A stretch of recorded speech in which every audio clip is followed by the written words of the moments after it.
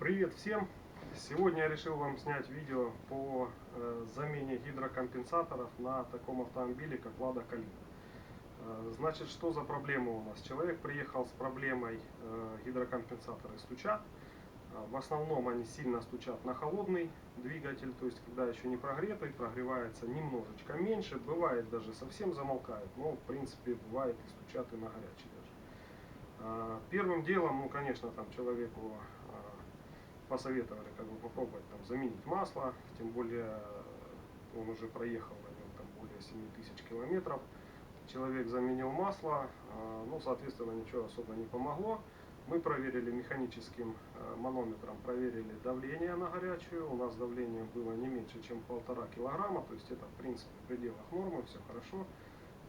Решили все-таки менять, так как стук в принципе, ну скажем так, серьезно стучит. У нас двигатель 1.6 16-клапанный с гидрокомпенсаторами соответственно. Буду рассказывать, показывать, будем снимать клапанную крышку, будем снимать распредвалы, ремень и будем пытаться найти, скажем так, не будем мы стараться все менять 16 штук, будем стараться найти причину и, ну, в принципе, смотрите, как бы все увидите. Что мы будем, да, покажу немножко ближе, возьму камеру. Опять снимаю на экшн камеру, так что извините, немножко потрясет. Значит, что мы делаем?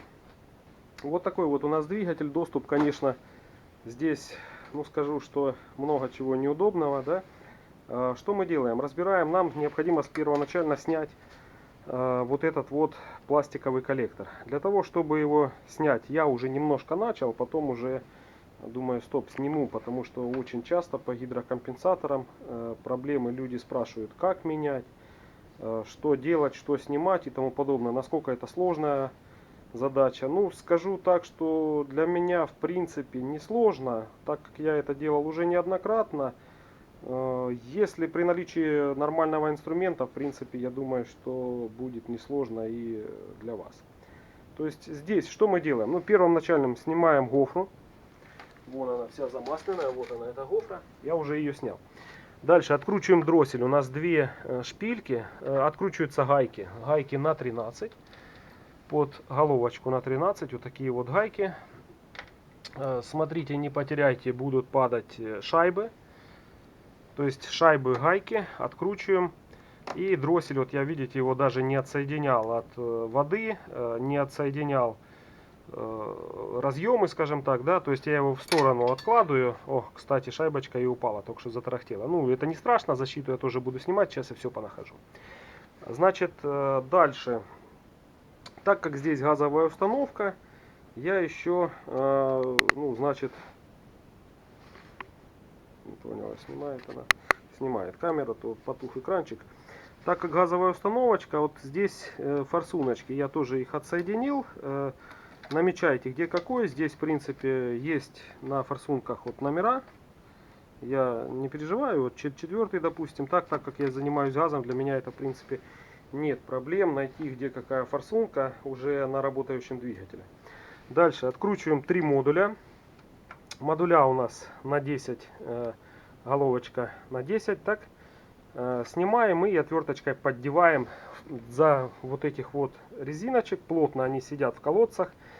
Просто я беру, допустим, отвертку, вставляю между головкой, клапанной крышкой и модулем и поддергиваю его вверх. Дальше, значит, откручиваем две, тоже на 10, две гайки, которые держат резиновые подушечки. Тут стоят, тоже обращайте внимание, если они порваны, меняйте. Часто бывает, коллектор тогда телепается. Открутили, достали шайбочки, болтички, так. Открутил я, значит, вакуумный усилитель тормозов. Ну, то есть освобождаем коллектор. Дальше будем откручивать щуп. Здесь он под отверточку закручен вот тут вот с торца. Закручен, значит, таким саморезиком, скажем, под крестообразную отвертку. И тогда его вместе с металлической трубкой вытаскиваем с блока. Дальше будем откручивать болты на, господи, забыл я там, на 13 тоже 2 болта по краям коллектора и 3 гайки. Гайки тоже, соответственно, с шайбами должны быть, они тоже имеют свойство падать. Снимаем гофру, ну и смотрим. Так, Калина, как всегда, очень удобная машина в разборе. Так, включу свет. Ну, значит, самое неудобное, что будет у нас, это открутить. Вообще, конечно, сделали вот эту вот металлическую переднюю вот эту часть. Если бы они сделали вот на двух болтах, там трехсъемную, вообще цены б не было. В принципе, тогда доступ было бы все хорошо. Так, это просто нет слов. Как бы тут, короче, капец. Одним словом, капец. Да, по-моему, я говорил, щуп, вот он покажу, вот он болтик этот, вот он. Откручиваем, саморез, то есть этот откручиваем. Самая неудобная вещь у нас будет, вот тут снимайте разъем с датчика распредвала, не забывайте, чтобы не отломали его. Самое неудобное, это у нас болт, который крайний болт коллектора.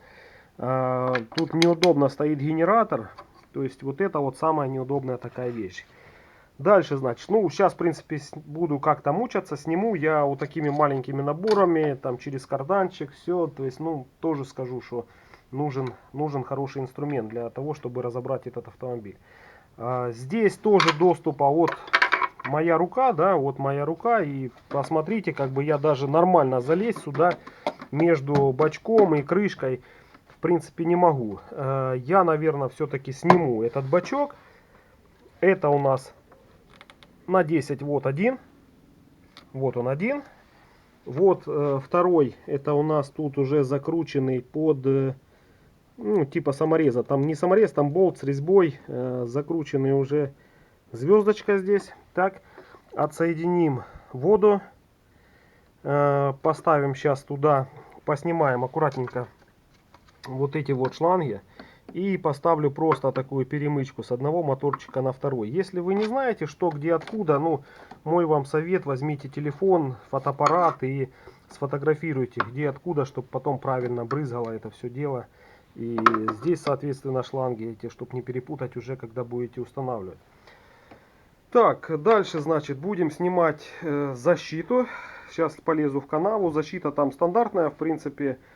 Спереди на 2 на 17 вот здесь, сзади будет 2 на 19, то есть стандартная защита, ничего там такого я в принципе показывать не буду, как снять защиту. Это уже, скажем так, если вы не можете снять защиту, сюда вообще не стоит лезть тогда, так? Хотя это тоже в принципе не такой сложный прям двигатель. Все, снимаем хотя бы пока то, что я сказал. И крышку, да, вот эту пластмассовую крышку тоже, здесь вот уже болты у нас на под грань 10, может быть шестигранники, значит с внутренним шестигранником на 5, может быть звездочка. То есть в принципе, ну, смотрите сразу, чтобы инструмент был, чтобы не бегать, как говорится, на базар. Да, у меня это на 10, в принципе здесь, ну, у меня и так в принципе все есть для того, чтобы разобрать этот автомобиль. Все, раскручиваем, покажу потом, как неудобно насчет вот того болта нижнего. Снимаем, раскручиваем, смотрите. Так, щуп, значит, полностью, сейчас покажу, вот я его открутил, вот он, этот саморез, полностью его откручивать не надо, тут есть прорезь вот такая вот, да, то есть отпустили и просто его вытаскиваете на себя, он выходит. Дальше, значит, решил я не снимать бачок, бог с ним, можно как-то подлезть сюда, отпускаем сразу, перед тем, как открутить ремни, отпускаем вот эти вот гайки, которые держат шестерни распредвала. Так, дальше, значит, я отпустил ролик натяжной ремня генератора. Здесь кондиционер еще, неудобство вообще, завал, скажем так. Как отпускать? Значит, откручивается на 13 вот эта вот грань, с этой стороны болт этот, да, и потом на 8, закручивая по часовой стрелке, отпускается ремень. Я его сдернул с генератора. Так он у меня валяется. Пришлось до этого болта, который сейчас покажу. До этого болта, он там стоит внутри, видно, не видно, так вроде видно. Вот он этот болтик, вот он. Там стоит, здесь грань на 12 оказалась. В основном на 13. То есть мешает генератор здорово и был мешает генератор, вот он здорово был затянут, пришлось отпускать вот крепление полностью, отпустил я генератор, открутил отсюда болт на 13, отсюда закручивается, тут закладная.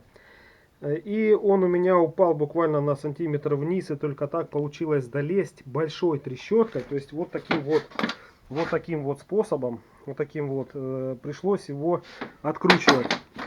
Долез, открутил, коллектор уже тоже откручен, как видно, он телепается, сейчас буду его снимать, тут тоже неудобно будет он выходить. Значит, дальше будем выставлять метки приблизительно ГРМ. И снимать, значит, будем ремень ГРМ. Так, снимем, как снимается. Вот он у нас ролик. Вот ролик. Вот, кстати, видно, что немножечко он перетянутый. Но это, в принципе, нормально, в норме. Отпускаем, он отстрельнет в сторону. Только перед этим выставите метки. Обязательно выставите метки у нас. Значит, сейчас покажу. Метки. Вот прорезь. Сейчас возьму отвертку что-то. На выпускном вот прорезь на крышке должна совпадать с вот этим вот выступом. Здесь, соответственно, тоже прорезь. Вот она. Выступ. Вот он. То есть я сейчас чуть-чуть его доверну. И выставлю на метке уже, кстати, я гайки, то есть болты пооткручивал оба. Нижний шкив пока я не трогаю. Он мне, в принципе, не будет мешать. Мне единственное, что надо будет за шестерни снять. И за ними там есть болты на 10 отпустить, чтобы немножечко крышка отошла, чтобы снял, я распредвалы снял. Пинал этот скелет и снялся распредвал. Все, продолжаем дальше. Так, не все так просто. У нас коллектор, получается, не выходит из-за вот этой вот трубки кондиционера. Упирается он в нее. И не хватает у нас шпилек, чтобы вышел. Упирается в форсунку в первую. Короче, что надо еще сделать? Вот здесь, вот оно, я открутил уже на 10 болтик один. И вот второй. Это держит у нас топливную рампу. И мы, топливная рампа с форсунками, да, и на 17 вот открутил я, значит, подачу бензина. Вот она, подача была, так открутил ее. Колечко, смотрите, не потеряйте, колечко вот на месте у меня осталось, так, колечко целенькое. Теперь мы будем сдергивать коллектор впускной вместе с топливной рампой. То есть мы его сейчас вытащим, топливную рампу с форсунками вытащим с головки и уже будем снимать вместе все сразу, скажем так. Так, да, разъем распредвала я уже, по-моему, говорил, снял. Форсунки. Все, буду сейчас сдергивать. Так, вот так вот сняли. Вот такая вот у нас, как говорят, жесть на СТО. Вот такие у нас вот чистые форсунки. Я думаю, видно, да? Кольца тоже дубовые уже. Короче, мы это все будем. Да, еще один нюанс. Короче, это не калина, это что-то, ну, по крайней мере, это.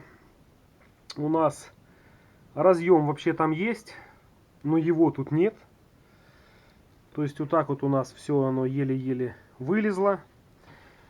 Короче, мучаемся дальше. Вот так вот у нас вид получился. Сейчас будем снимать, опять же, повторюсь, ремни ГРМ, шестерни. Будем откручивать все вот эти вот на крышке болты на 8. Желательно их немножечко обстучать. Их тут раз, два, три, 4, 5, 6, 7, 8, 9, 10, 11, 12, 13, 14, 15. Это крышечки, да, потом уже пенал отдельно, пока эти два можно не откручивать. Сейчас немножко, наверное, продуем это все воздухом. Вот этот вот, что тут у нас, трава какая-то растет уже.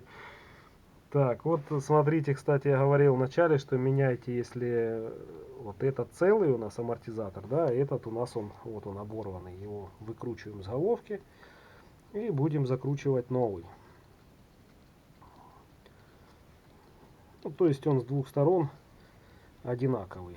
Там длинная. Бывает, что с короткой, но тут вот длинная. Откуда-то там масло. наверное, сквозной. Во. Это тоже хорошо, что мы его открутили. Посмотрим, если он сквозной, откуда. Удивительно, масло откуда-то. Если что, тогда поставим резьбу на герметик. Хотя она там не должна быть. Ну, глянем. Все, продолжаем разбирать дальше. Сейчас модуль последний снимем. Вот такие. Клапанную крышку я снял. Значит, смотрите, еще такой нюанс. Очень туго снималась.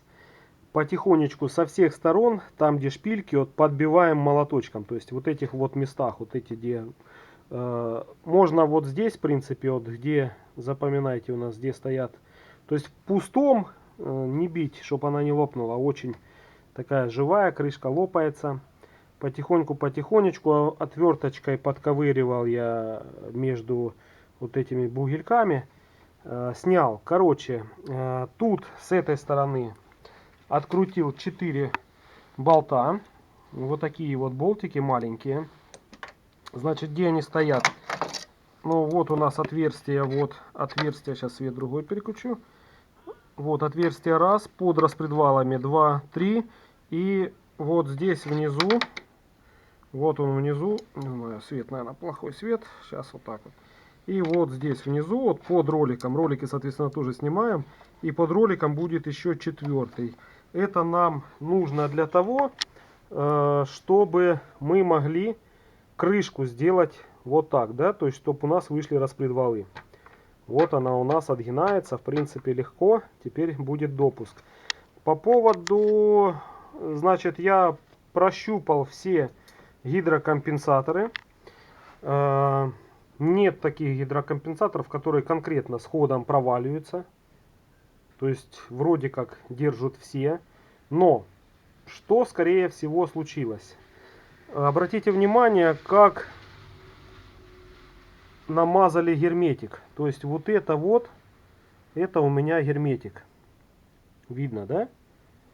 И он у нас причем везде он повылазил в колодцах. Сейчас пробую светом показать. Вот так вот. Он везде у нас вылез, во всех колодцах. Такими вот, тут это ужас. Это очень-очень толсто, жирно, скажем. Ну, такой слой, да? Я думаю, скорее всего, у нас под этим скелетом каналы до каждого гидрокомпенсатора. И скорее всего, что просто-напросто каналы эти забиты герметиком. Из-за этого она и стучит. То есть я сейчас буду аккуратненько снимать, максимально аккуратно, чтобы герметик, ну, остался где-то в каких-то местах. И будем смотреть уже каналы, попробуем попродувать воздухом, малым давлением, глянуть, может где-то что-то откуда-то вылетит. То есть если, конечно, сейчас я увалю сразу 8 атмосфер и начну продувать, оно вылетит с такой скоростью, что я даже не замечу, было ли оно там. Так? Все, значит, дальше откручиваем теперь распредвалыш. Я снял, да, не путайте, вот у нас шестерни распредвалов. То есть это у нас стоит на выпускном валу вот здесь. Эта шестерня стоит на впускном валу вот здесь. Внутри у нас под датчик распредвала. Датчик распредвала не нужно откручивать, он не мешает. Видите, выходит в принципе нормально. Дальше будем откручивать вот эти вот все болты. Тоже на 8. Тоже если какой-то не идет, простучите сверху. Я накидываю головочку и сверху прям молоточком простукаю, тогда они идут легче. Все, снимаем распредвалы и смотрим, что у нас дальше, разбираемся дальше. Пока, в принципе, как бы я не вижу конкретно, что у нас какой-то гидрокомпенсатор неисправный. Да, еще, значит, перед тем, как снимать, запоминайте, в принципе, на всех машинах распредвалы, ну, в основном на всех машинах распредвалы должны быть разные, да, то есть у нас маркировки, вот здесь, допустим, выпускной у нас 100, 60, 14, и впускной у нас также 100, даже нет, тут 108, 60, 15, ну, то есть последняя цифра, вот 15, 14, так, ну, это для того, кто, может, уже снял, скажем так, в помощь, чтобы где какой распредвал стоит, чтобы не завели вы, ну, либо делов не натворила.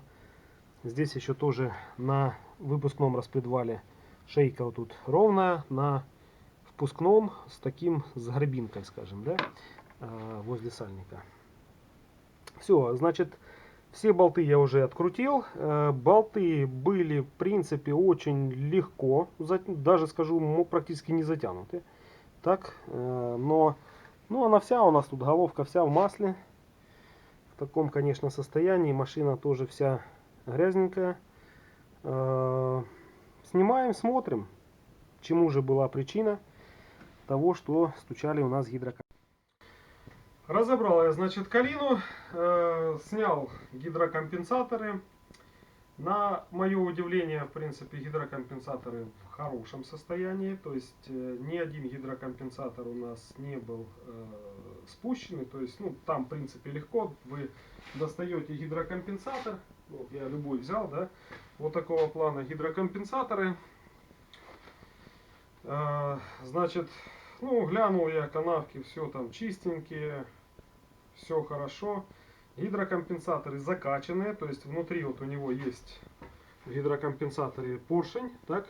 И если он, ну, даже когда распредвалы снимаете, можете взять какую-либо отверточку, либо даже просто пальцем понажимать на гидрокомпенсатор, и вы поймете, если гидрокомпенсатор нажимается легко, да, то есть он без масла внутри, он, соответственно, будет стучать. Вот я нажимаю с сильными такими усилиями, вот у меня выходит с канала масло, да, ну, видно, не видно, вот, потихонечку выходит. То есть масло в гидрокомпенсаторе есть, он не болтается.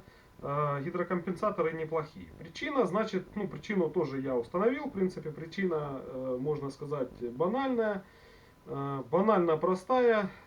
Просто-напросто здесь до меня кто-то был, ну, скажем так, тот, кто ну, немножко далек от устройства автомобилей, как бы не знает, как оно работает, ну, по-другому я просто не могу сказать.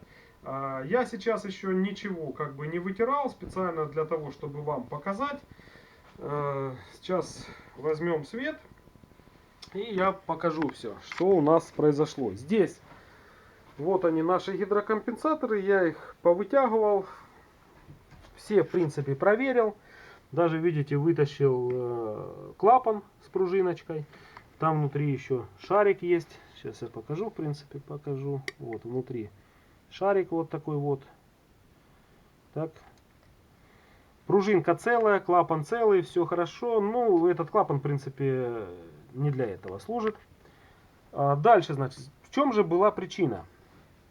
У нас, вот, обратите внимание, сейчас я найду отверточку. Да, в принципе, этим же так. У нас вот есть каналы, вот каналы, по которым смазывается гидрокомпенсатор. И уже через вот эту вот полосочку, да, в дырочку, вот смотрите, на этом видно, он лежит хорошо, попадает уже масло. И под давлением его выжимает, скажем так.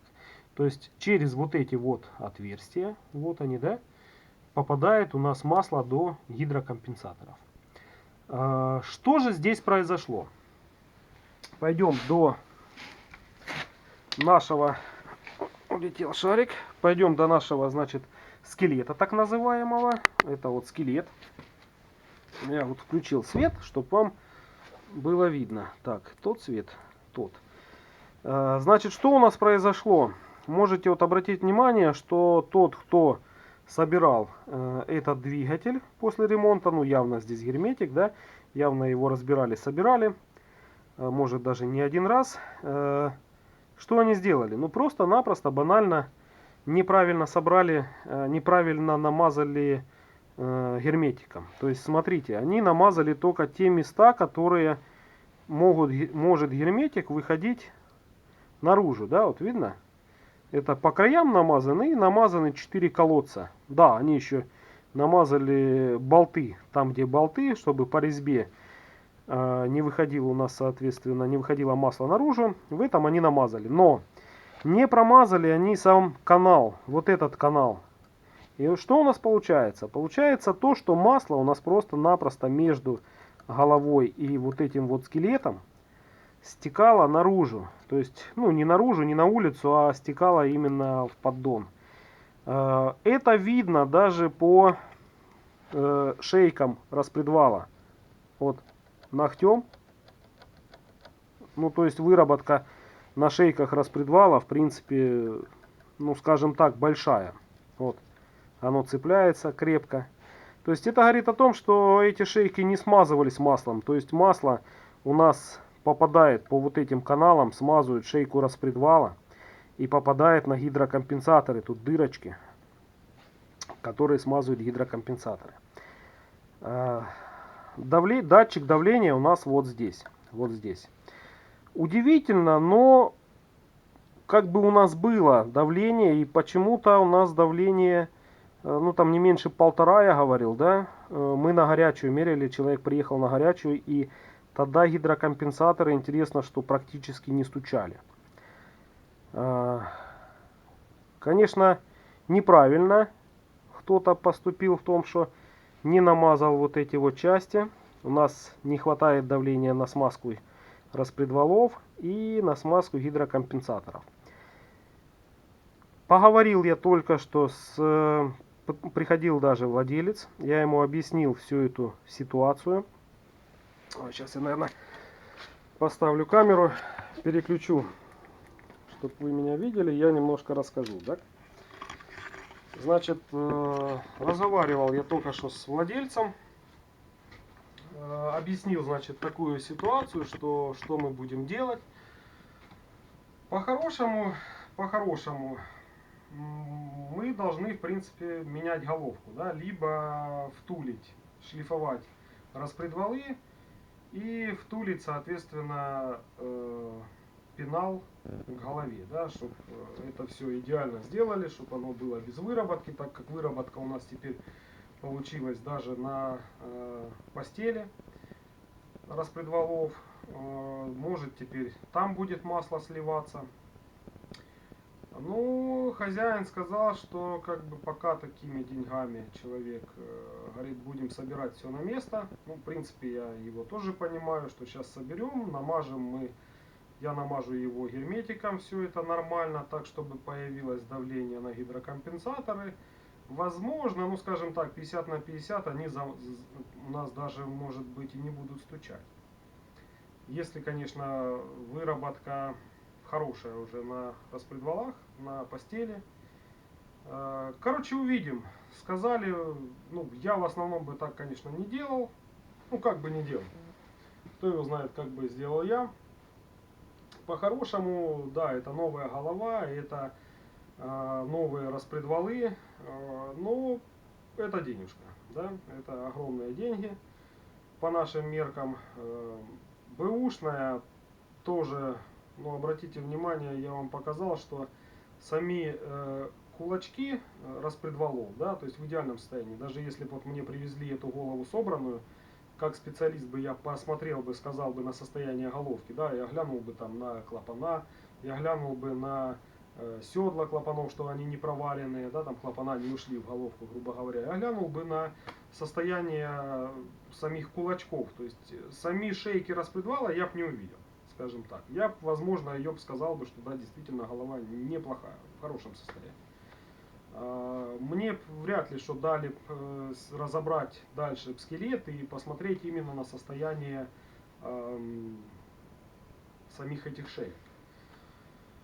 Ну, то есть, будем мы сейчас собирать, человек сказал, что собирай так, как есть, только правильно, да, будем все это промазывать. И, возможно, у нас гидрокомпенсаторы даже, ну, есть такая вероятность, я скажу, что процентов 70-80, что они у нас тарахтеть не будут.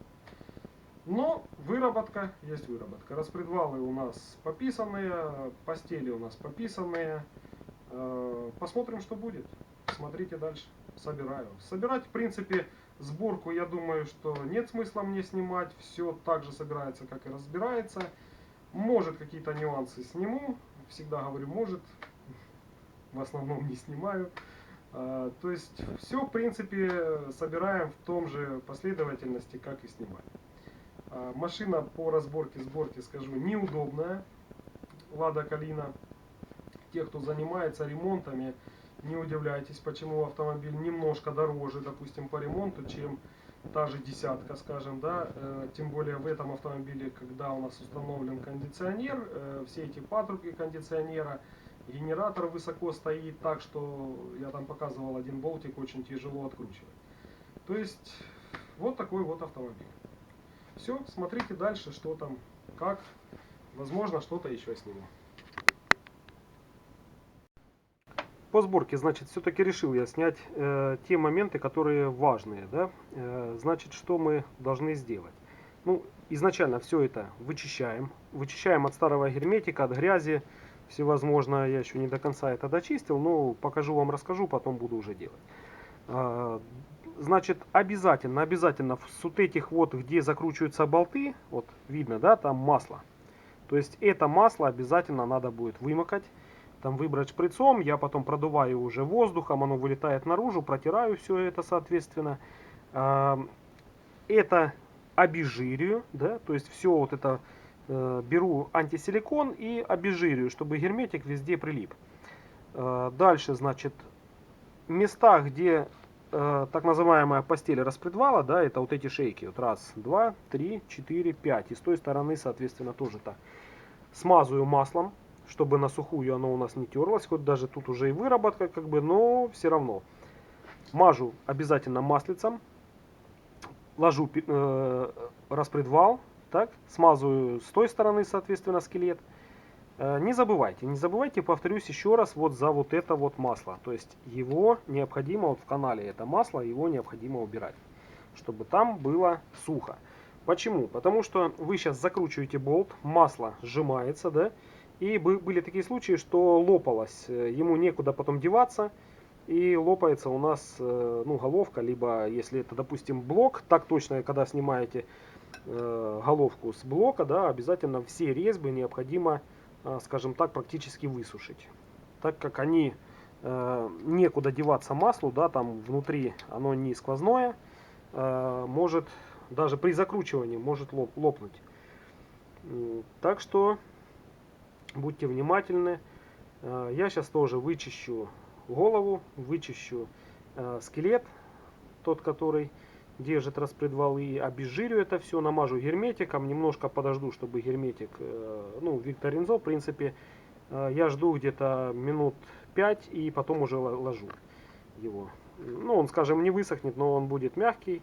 Да, обязательно еще, пока не забыл, вот, да, мысль приходит всегда опосля, попродувайте, снимите гидрокомпенсаторы и попродувайте вот эти вот каналы, где смазываются гидрокомпенсаторы. Зачастую там попадают излишки герметика, закрывают этот канал и масло не поступает до гидрокомпенсатора. Обязательно вот эти вот каналы все продуть воздухом.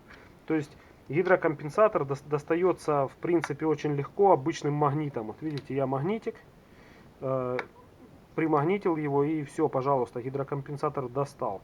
Продул, прочистил, ну, в принципе, как бы продули воздухом. Масло это не страшно, пускай даже оно будет, не вытирайте масло с гидрокомпенсатора. Ну, главное, чтобы не было мусора и главное, чтобы сам этот канал был чистый. Все, пока собираем дальше. Если будут еще какие-то моменты, я обязательно... Завел я автомобиль, значит, в принципе, как и стоило ожидать, да, там выработка огромная, я говорил, да, там по постели распредвала. Ну, по распредвалам, по самим думал, что будет стекать. В принципе, машина работает нормально. Сначала завел, конечно, гидрокомпенсаторы будут стучать. Если когда вы ставите новые гидрокомпенсаторы, все равно стук будет. По инструкции, как бы, гидрокомпенсатор прокачивается на 3000 оборотов. Буквально там 10-15 минут надо его погонять. Да, долго. Я в основном их прокачиваю, там нагрел до рабочей температуры, поднял 3000 оборотов и минут 5-7 держишь 3000 оборотов, и в принципе они должны замолкнуть, если гидрокомпенсаторы нормальная, система смазки тоже не забитая, соответственно, и давление нормальное, да, в двигателе. Наш автомобиль, тут его в гараже нет, он стоит на улице, сейчас работает на холостых. Хочу показать, да, потому что многие спрашивают, там, то есть пишут в комментариях, где там диагностика до, где диагностика после и тому подобное. Ну вот я сейчас покажу. Да, еще случилась такая беда с этим автомобилем, долго игрался.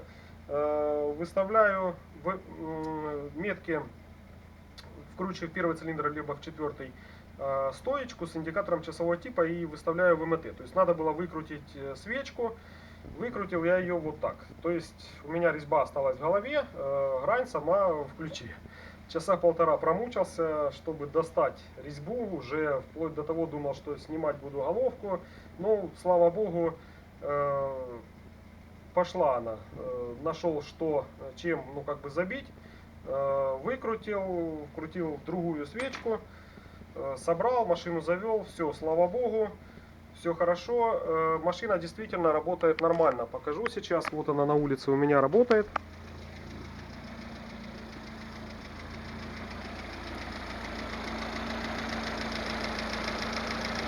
Вот она работает, в принципе, никаких стуков нету.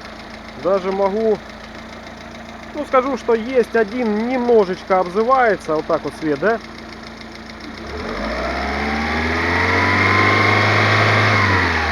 На оборотах, соответственно, тоже. Ну, все хорошо. Не знаю, как будет передавать на камеру. Всегда идет треск от высоковольтных проводов. Ну, то есть, вот она машина, работает ровненько. Все хорошо, все четко. Все, пойдем. Уже вот так вот у нас темно. Ничего не видно.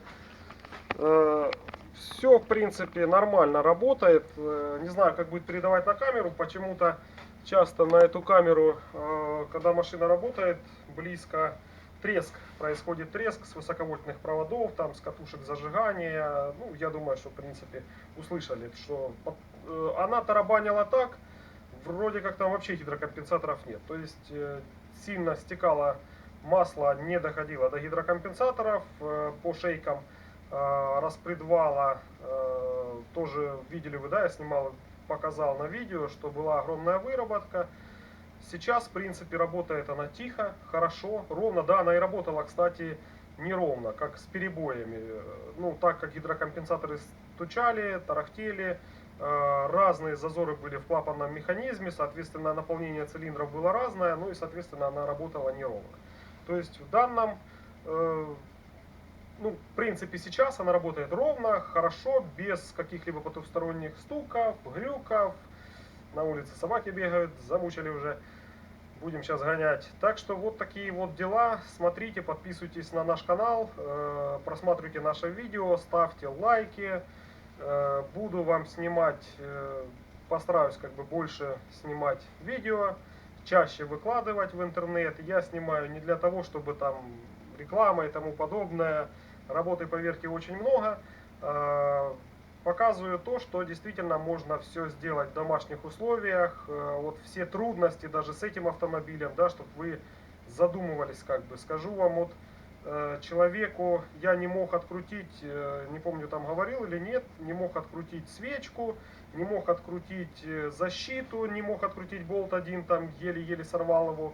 То есть на СТО затягивает пневмо-гайковертами, не знаю с каким усилием, что после них ничего не открутишь. То есть лучше, конечно, делать все своими руками. Вы не спеша, потихонечку затягиваете, где нужно помажете болтик и так далее, гаечку. И все будет в идеале, и автомобиль будет вас долго слушаться, не будет вас мучать, все будет легко откручиваться, когда нужно. Ну и когда не нужно, тоже не будет откручиваться, скажу так, да, так как вы сами затянули, сами проверили, не так как на СТО все это бегом-бегом, а вы уехали и заплатили деньги. Все, всем спасибо за просмотры, пока-пока.